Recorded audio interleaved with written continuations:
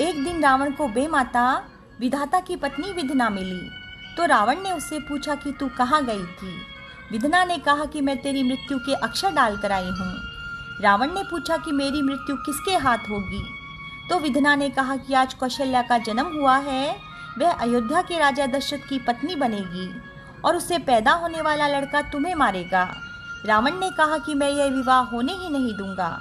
जिस दिन कौशल्या और दशरथ का विवाह होने वाला था, उसके पहले दिन ही रावण कौशल्या को उठा लाया।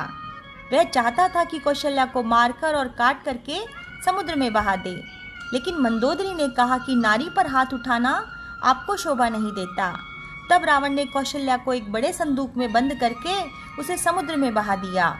संदूक को एक बड़ा मगरमच्छ निगल गया। यह देखकर रावण को संतोष हो गया। कौशल्या के अचानक गायब हो जाने से कन्या पक्ष वालों को बड़ी चिंता हुई। अब क्या किया जाए। अंत में यह निश्चय किया गया कि कौशल्या की जगह एक डोम की लड़की का विवाह दशरथ जी से कर दिया जाए। निश्चय के अनुसार डोम की लड़की को तेल बांध चढ़ाकर वधू बना दिया गया। उधर बारात आई तो कन्या पक्ष वाले अगवानी के लिए चले, लेकिन दूल्हे का हाथी अचानक बिगड़ गया और भाग खड़ा हुआ। भागते भागते वह समुद्र तट पर जा पहुंचा। जिस संदूक में कौशल्या को बंद करके समुद्र में बहा दिया गया था और जिसे मगरमच्छ निगल गया था, वह संदूक को पचा नहीं सका और समुद्र के दूसरे तट पर आकर उसने संदूक को उगल दिया। संदूक समुद्र के किनारे लग गया। राजा दशरथ का हाथी वहीं आकर रुका। हाथी पर राजा दशरथ के अतिरिक्त पंडित और चंवर डुलाने वाला नाई था। हाथी रुक गया तो महावत ने हाथी को बैठाया। सब लोग हाथी पर से उतरे। उन्होंने संदूक को देखा तो वे उसे बाहर ले आए। संदूक को खोलने पर उसमें से एक बड़ी सुंदर कन्या निकली। पंडित ने लड़की से पूछा, बेटी तू कौन है? तो लड़की ने अपना परिचय दिया और सारी घटना कह सुनाई।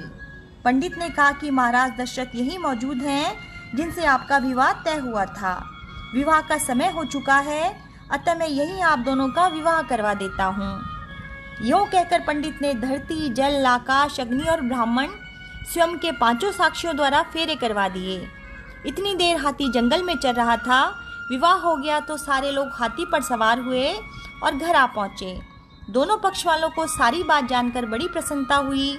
अब बेचारी डोमनी को कौन पूछता था।